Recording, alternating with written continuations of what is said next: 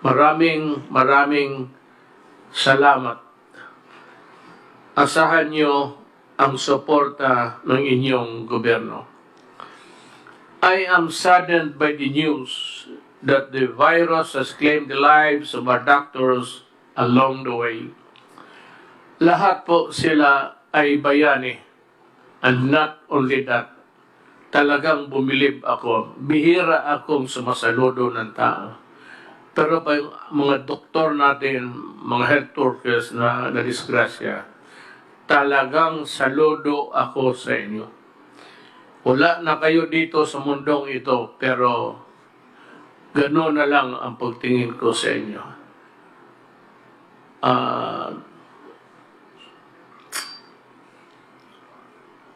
To the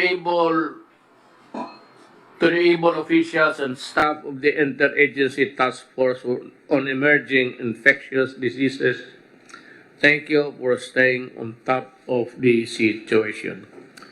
To the brave men and women of the Armed Forces of the Philippines and the Philippine National Police, thank you as well for ensuring peace and order in these trying times. I also thank the rest of the frontliners to ensure that the basic services are provided to our people, from those manning various government agencies, groceries, banks, food establishments, and delivery services, among others. Maraming salamat po.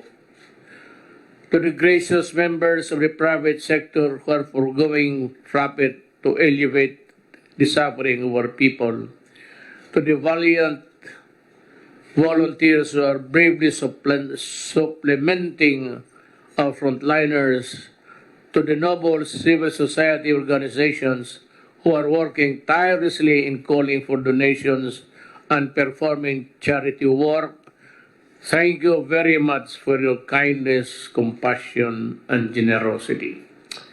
I especially thank Congress for granting the Executive Department with special powers to the Bayanihan to head as one act, to the Bayanihan to heal as one act, to effectively respond to the challenges caused by the COVID-19 global pandemic.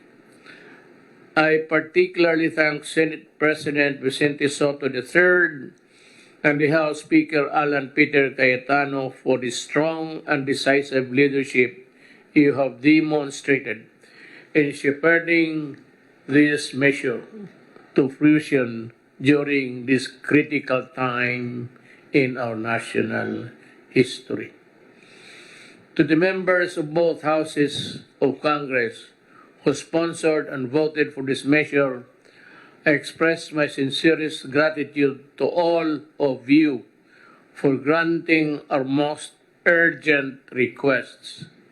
Finally, the Executive Department can decide, and act freely for the best interest of the Filipino people during this health crisis.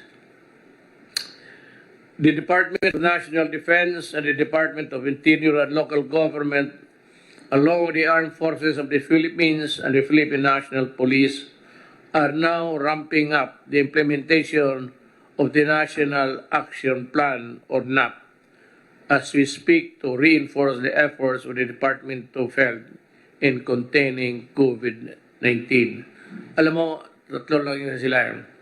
Department of National Defense, Department of Health, Department of yung kay Rowley, DSWD, and the DILG. One of the most important departments that are now in action. Reports on our progress of the National Action Plan will be given regularly by the Secretary of National Defense, serving as the National Action Plan Chair, with the Secretary of Interior and Local Government as Vice Chair. To the Filipino people, rest assured that your entire government is working hand in hand to safeguard your health, safety, and well-being in the face of threat posed by COVID-19. We will address all the different issues brought about by this pandemic, as well as ensure the protection of all our people, especially those who are serving in the front lines. Supplies of food, water, and other essentials will be provided to you throughout this ordeal. Financial assistance will also be extended, especially to those in the margins and the vulnerable groups. Halos lahat ho makatanggap. Hindi naman lahat yung kagaya ni Bongo. Hindi naman niya tanggapin yan. Gagawin namin ang lahat. Hindi namin kayo pababayan. I now call on every Filipino to participate in this war by following the guidelines and set the national government and your local officials. Nothing is more important than your cooperation. I repeat, stay home, huwag matigas ang ulo. The outcome of this war depends largely on you as well. I also call on relevant agencies to ensure the speedy delivery of basic medical supplies and equipments to health facilities. From the approval, importation, and the delivery, everything must go smoothly to make sure that we do not waste time. Alam mo, isang bagay talaga na alam ng lahat is itong padili-dali, patamad-tamaran. Kailangan pagpasok ng papel, process mo kagad, ilinya mo you line up the tables where the papers should go, one after the other, para madali. Cut red tapes. I do not want red tapes. I do not want so many questions. Pagka sinertify ng isang government employee, I said, do not commit the mistake and we will all be happy and comfortable. Huwag ninyong, kung gusto ninyo magloko, huwag ngayon itong panahon na ito. To my fellow public servants, let us set aside our differences and work in solidarity to overcome this pandemic. We only have one common enemy, and that is COVID-19.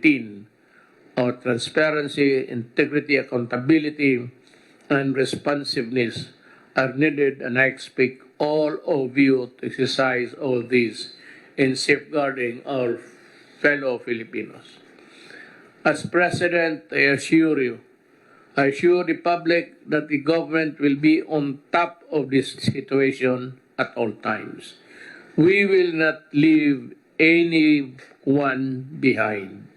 Sabay-sabay natin labanan ang COVID-19 para sa kabutihan ng lahat. I ask the entire country for your patience, understanding, and utmost cooperation. With your support, I am confident that we will emerge triumphant. Nothing is more formidable and resilient than the Filipino spirit. Matindi ang kalaban, but we will not surrender. Hindi tayo susuko, tayo ay lalaban. Yes, things will not be easy. And we Filipinos are tough. Mas malakas ang Pilipino sa anumang hamon. Now we all must do what we can and must para sa ating bayan. I look forward to the day that we the Filipinos can finally claim victory over this war and emerge as stronger and more united Filipinos and Philippines. Maraming salamat po. Osbo nako, ayaw mo kahadlok. Tagalogin ko, huwag kayong matakot. Nandito yung gobyerno ninyo para kayo pagsilbihan at totoong pagsilbihan. Salamat.